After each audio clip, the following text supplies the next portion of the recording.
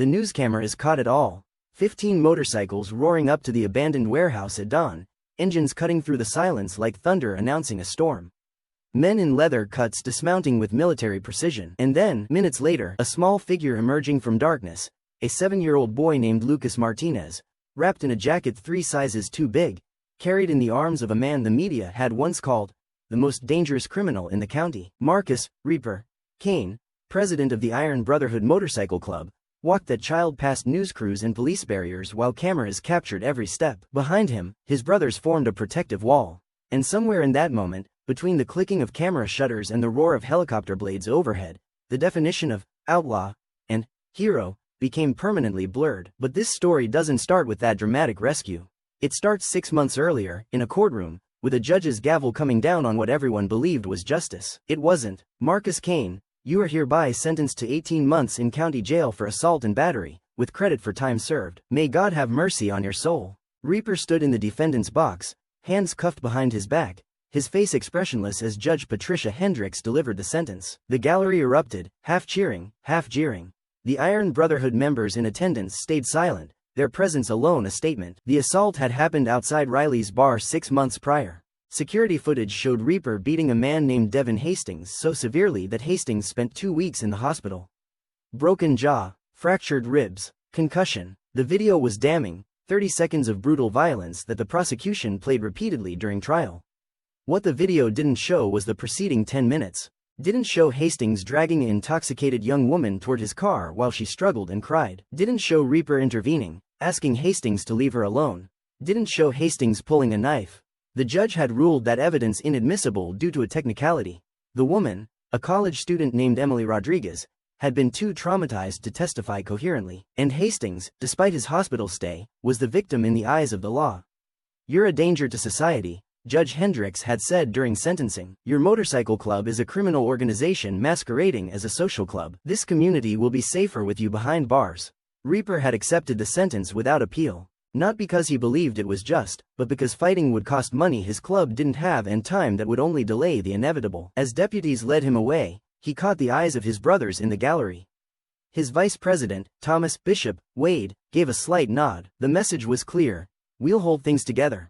We'll be waiting when you get out. Reaper disappeared into the system, and the Iron Brotherhood continued without him. But something had changed in that courtroom. A line had been drawn. And on one side stood the law, certain of its righteousness. On the other stood 15 men on motorcycles, beginning to understand that sometimes justice and the law were not the same thing. 3 months into Reaper's sentence, Lucas Martinez vanished. The 7-year-old disappeared from his foster home in Riverside on a Tuesday afternoon. His foster parents, Carol and Jim Patterson, reported him missing at 4 p.m. when he didn't return from playing in the backyard. By evening, the search had expanded to the entire neighborhood. By midnight, Amber Alert notifications were lighting up phones across 3 counties. Lucas had been in the foster system for 2 years, since his mother's overdose death and his father's incarceration for drug trafficking. He was, according to social workers, a challenging placement, prone to running away, distrustful of authority, bearing the trauma of a childhood spent in chaos. But those who knew Lucas well understood something the reports missed. The boy didn't run from safety. He ran from danger. And when he disappeared from the Patterson home, it wasn't because he wanted to leave, it was because he'd been taken. The lead detective on the case was Sarah Chen, a 15-year veteran of the Riverside Police Department. She'd worked dozens of missing children cases, and something about this one felt wrong from the start. The backyard had a 6-foot privacy fence. The gate was locked from the inside. No signs of struggle, no witnesses. A child simply gone. She interviewed the foster parents extensively. Their story was consistent. Lucas had been playing with toys in the yard. They'd checked on him at 3:30 p.m., he was fine. When they checked again at 4 p.m., he'd vanished. But Carol Patterson's hands shook when she gave her statement. And Jim Patterson wouldn't meet Chen's eyes. Are you telling me everything? Chen asked. Of course, Carol said, too quickly.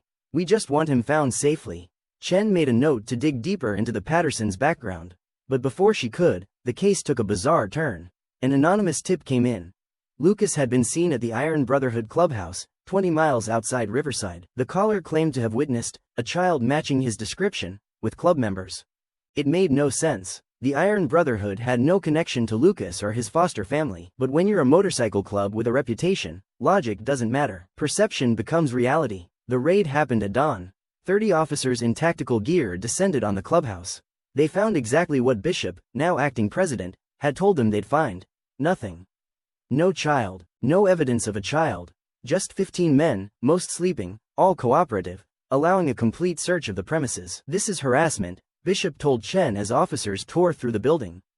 We had nothing to do with any missing kid. Then why the anonymous tip?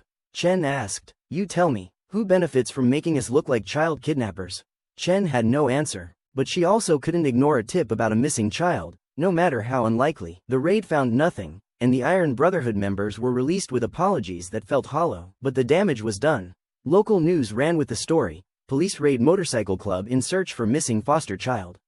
The implication was clear even without explicit accusations.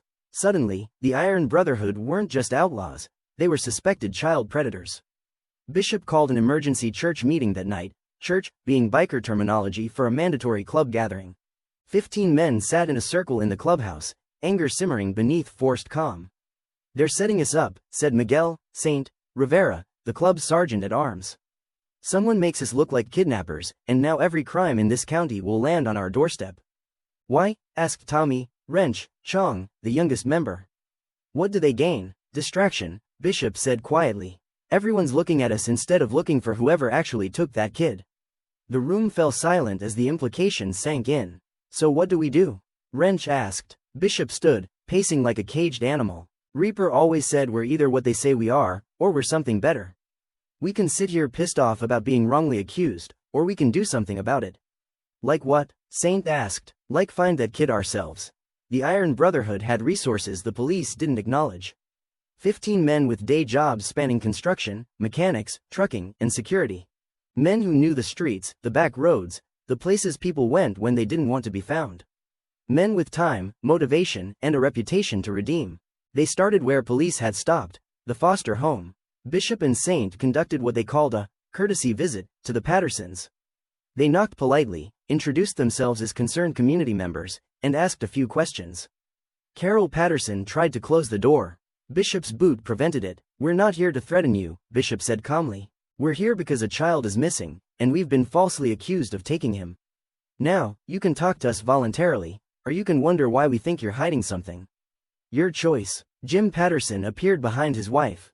You need to leave, now, Mr. Patterson, Saint said, his voice surprisingly gentle for a man covered in prison tattoos. We know fear when we see it, and you too are terrified. Not of us. We just got here. Of someone else. Someone who has you scared enough to lie to police. Carol's composure cracked. Tears spilled down her cheeks. We can't, if we say anything. Carol, shut up, Jim snapped. But the dam was breaking. Carol looked at Bishop with desperate eyes. They said they'd kill us if we talked. Said they'd make it look like an accident. We didn't want to give Lucas up, but we didn't have a choice. They knew things. Things about us that could ruin us. Who's they? Bishop demanded. Before Carol could answer, Jim grabbed her arm. Not another word. I'm calling the police. You do that, Bishop said, stepping back. Tell them we stopped by to discuss the weather. But when that kid turns up dead because you were too scared to help, you remember this moment. You remember you chose your own safety over a 7-year-old's life. The Pattersons slammed the door. But Bishop had seen enough. Whatever had happened to Lucas, his foster parents knew about it. We're complicit. We're being blackmailed into silence. Back at the clubhouse, the brothers assembled their findings. Wrench, who had a background in IT before joining the club, had been digging into the Pattersons' history. What he found was illuminating. They've fostered 12 kids in 6 years, Wrench reported, displaying information on a laptop. That's unusually high turnover. Most kids stayed less than 6 months before being moved to other placements or running away. Lucas was actually one of their longest placements. Where do the kids go? Bishop asked. That's the thing. The records are vague. Different facilities across 3 states. I tried to track a few down. 3 of the placements don't exist anymore. One was shut down for violations 5 years ago. Saint leaned forward. Someone's using the foster system as a supply chain. The words hung heavy in the air. Everyone in that room understood what he was suggesting. Child trafficking didn't just happen in foreign countries or big cities. It happened in suburbs and small towns, hidden inside systems meant to protect the vulnerable. We need more than suspicions, Bishop said. We need proof. They got it 2 days later, from an unexpected source. Her name was Amanda Walsh, 23 years old, former foster child of the Pattersons. She'd aged out of the system 5 years earlier and had spent the time since struggling with addiction and homelessness. When she saw news coverage of Lucas's disappearance and the Pattersons' tearful pleas for his safe return, something inside her broke. She walked into the Iron Brotherhood clubhouse on a Thursday afternoon, thin and shaking, asking to speak with whoever's in charge. Bishop sat across from her in the club's office, offering coffee and patience. Amanda's story came out in fragments, interrupted by tears and long silences. She'd been placed with the Pattersons at 15. They'd seemed kind at first, attentive, generous with gifts and privileges.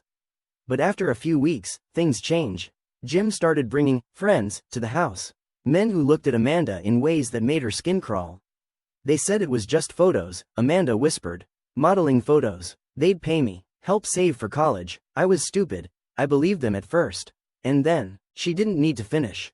Bishop's jaw clenched so hard he thought his teeth might crack. Did you tell your social worker? Amanda laughed bitterly. I tried. She said I was making up stories for attention. Said the Pattersons were a respected foster family, that I should be grateful. When I pushed harder, they threatened to send me to a group home, said I'd never get adopted if I kept lying. So I stopped talking about it. How'd you get out? Ran away when I was 17. Lived on the streets until I aged out. Figured anything was better than. She trailed off, staring at her hands. Bishop pushed a notepad across the table. I need you to write down everything you remember. Names, dates, descriptions of the men who came to the house. Anything that might help us find Lucas. Will it help? Amanda asked, her voice small. I don't know, Bishop admitted. But we're sure as hell going to try. Amanda wrote for 2 hours. When she finished, she'd filled 6 pages with details that painted a horrifying picture. The Pattersons weren't just foster parents, they were procurement specialists, identifying vulnerable children and making them available to a network of predators. Lucas, with his history of running away and distrust of authority, was the perfect victim. Who would believe him if he tried to report abuse? Who would investigate thoroughly when he had a reputation for being difficult? With Amanda's information, Wrench started connecting dots. Names she'd provided matched registered sex offenders. Addresses led to properties owned by shell companies. And one address in particular, an abandoned warehouse on the industrial outskirts of Riverside, showed recent utility usage despite being supposedly vacant. That's where I'd hide someone, Saint said, studying the warehouse details. Isolated, off the radar, easy access for multiple vehicles. We should call Detective Chen, Wrench suggested. Give her this information. Bishop shook his head. Think about it. We're a motorcycle club with a reputation. We show up with a conspiracy theory about respected foster parents running a trafficking ring? They'll laugh us out of the station. Or worse, arrest us for interfering with an investigation. So what's the plan? Saint asked. Bishop looked at his brothers gathered around the table. We go get the kid ourselves. Document everything. Get irrefutable evidence. Then we hand it all over, the boy, the proof, everything they need for arrests. We don't give them a choice but to act. That's technically kidnapping, Wrench pointed out. If we're wrong, we're not wrong, Bishop interrupted. And that kid doesn't have time for us to play by rules that were designed to protect the people hurting him. The vote was unanimous. The Iron Brotherhood would raid the warehouse at dawn. They planned it like a military operation. Saint, the former Marine, drew up tactics. They'd split into 3 teams, entry team, security team, and extraction team. They'd bring cameras to document everything. They'd wear body armor under their cuts. And they'd go in fast and hard, before anyone inside had time to react or destroy evidence. The night before the raid, Bishop visited Reaper in jail. Monthly visits were allowed, and Bishop needed his president's guidance. Reaper listened as Bishop explained everything. Lucas's disappearance, the false raid on the clubhouse, Amanda's testimony, their plan for the warehouse. You know this could go sideways in 100 different ways, Reaper said quietly through the partition glass. Yeah, you could all end up in here with me. Could lose the club, your jobs, your freedom. Yeah, and you're doing it anyway? Bishop met his president's eyes. You once told me that the club motto, brotherhood, honor, freedom, meant we protect people who can't protect themselves. That if we're going to be called outlaws anyway, we might as well be outlaws who stand for something. This is us standing, Marcus. This is us being what you taught us to be. Reaper was quiet for a long moment. Then he nodded. Bring that kid home, brother. And be careful. The world needs more men like you, not fewer. The raid happened at 5:47 a.m. on a Saturday. 15 motorcycles approached the warehouse in the pre-dawn darkness, engines off for the final quarter mile, rolled in silently. They'd called Detective Chen anonymously 20 minutes earlier with an anonymous tip about the warehouse location, timed so she'd arrive just after they'd secured the scene. Saint's entry team breached the side door, unlocked, as if security wasn't a concern. Inside, the warehouse was divided into makeshift rooms created with hanging tarps and plywood partitions. The smell hit them first: sweat, fear, human waste. They found Lucas in the third room. He was chained to a radiator, dressed in clothes too small for him, his face gaunt from malnourishment. Two men were asleep in a nearby room, guards, presumably. The Iron Brotherhood subdued them without raising an alarm, zip-tying their hands and feet. Bishop approached Lucas slowly, hands visible, voice gentle. "Lucas, my name's Bishop, we're here to take you somewhere safe." The boy stared at him with eyes that had seen too much. "You're not police." "No, we're not. We're just some guys who heard you needed help." "Are you going to hurt me?" The question broke something in Bishop's chest. "Never. I promise you, kid.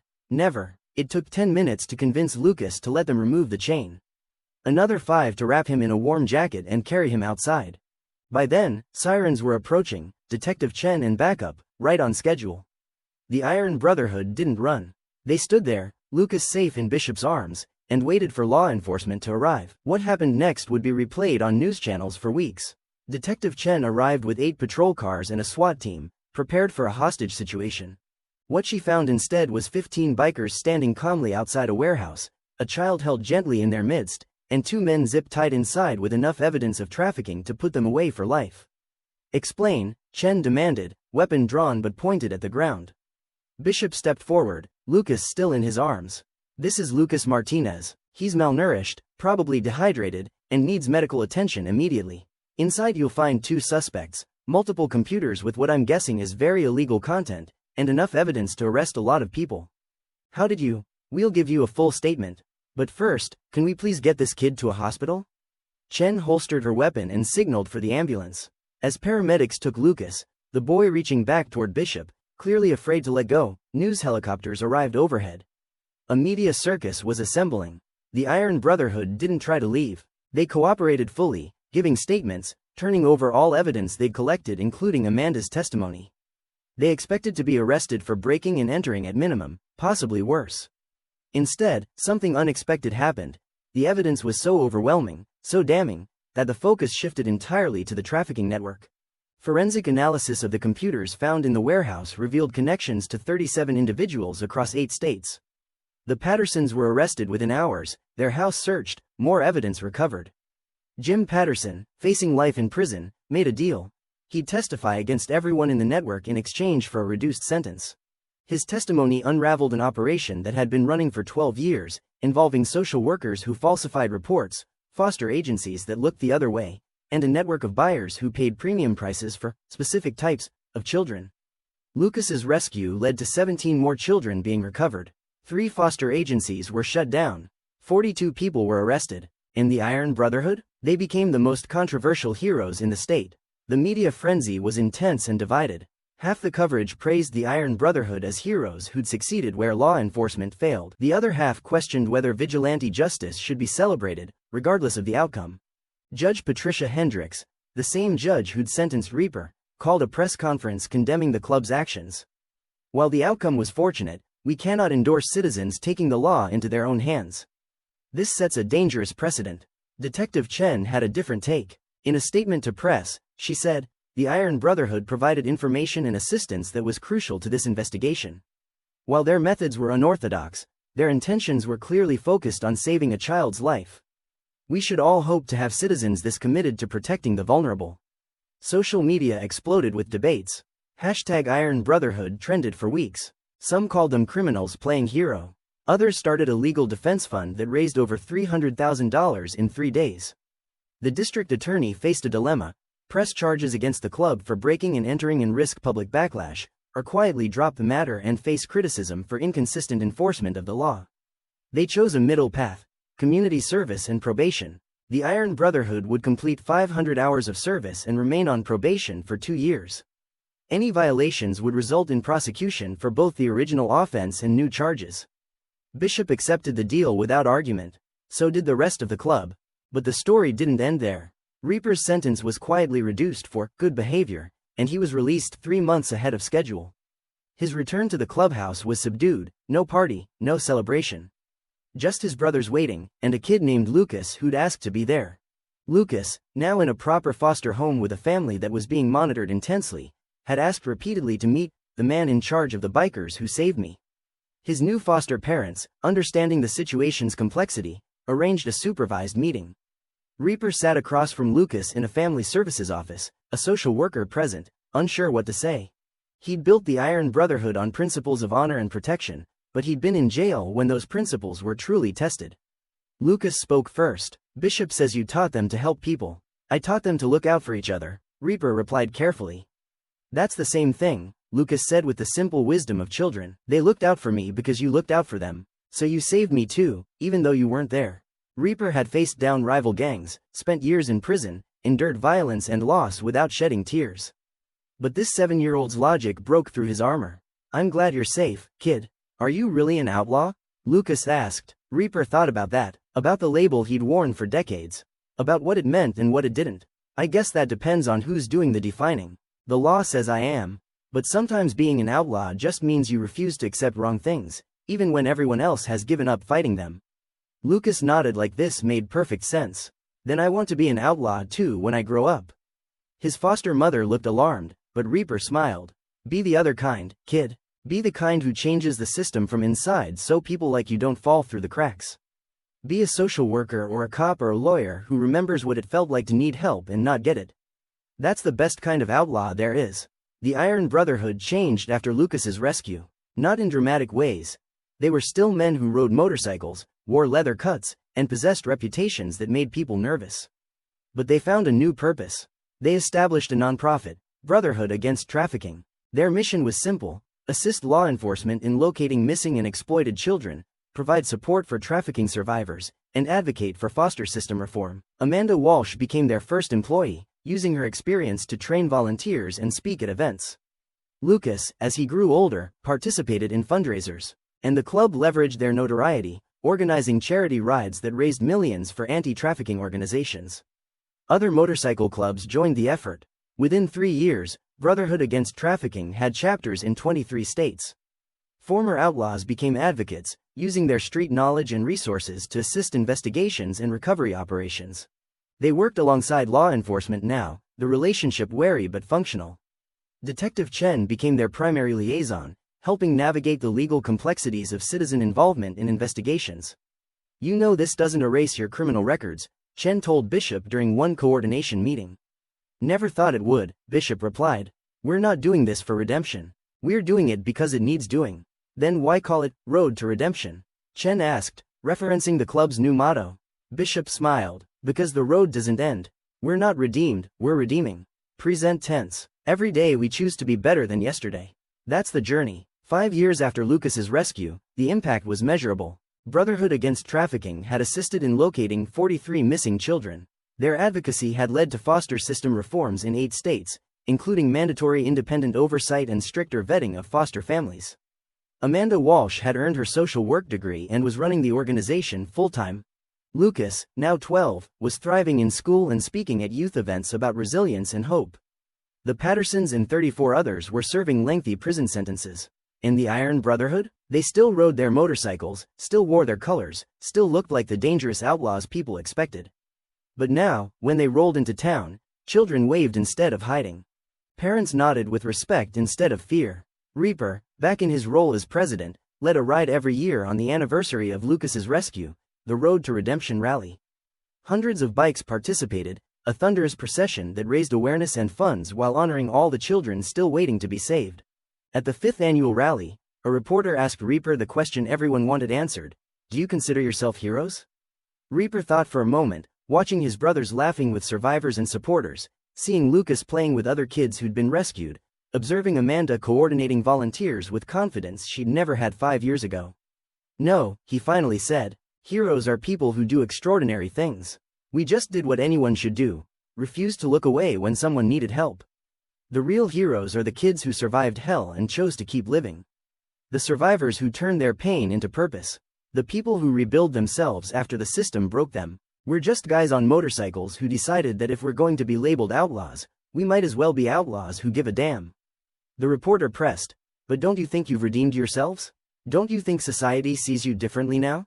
Maybe, Reaper allowed, but we're not doing this for society's approval. We're doing it because we finally understand what brotherhood really means. It's not just loyalty to the guys wearing your patch, it's recognizing that every vulnerable person is someone's brother, sister, son, daughter. When you understand that, you can't ride past injustice anymore. You stop and you fight, even when fighting costs you everything. Behind him, Lucas approached, now nearly as tall as Reaper had been at that age. The boy who'd been found in chains was growing into a strong, confident young man. You ready? Lucas asked, holding out a motorcycle helmet. Ready for what? You promised you'd teach me to ride when I turned 12. I turned 12 last week. Reaper looked at the kid's foster parents, who nodded their approval. He looked at his brothers, who grinned knowingly. And he looked at Lucas, living proof that sometimes the worst labels hide the best hearts. Yeah, Reaper said, taking the helmet and walking toward his bike. Let's ride. As they pulled out onto the highway, Lucas behind him on the bike, arms wrapped tight and trust absolute, Reaper thought about the road they'd traveled. From convicted criminal to controversial hero to something more complex than either label could capture. Maybe that was the point. Maybe redemption wasn't about erasing who you'd been or earning society's forgiveness.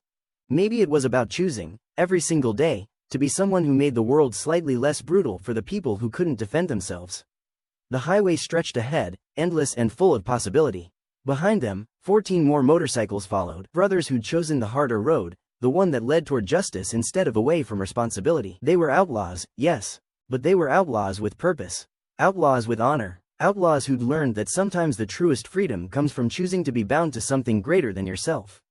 The engines roared, the wind rushed past, and somewhere ahead, on that endless highway, other children waited for someone to care enough to look, to fight, to refuse to accept that their suffering was inevitable. The Iron Brotherhood would find them, because that's what brothers do. They ride toward the fight, not away from it, and they never, ever leave anyone behind.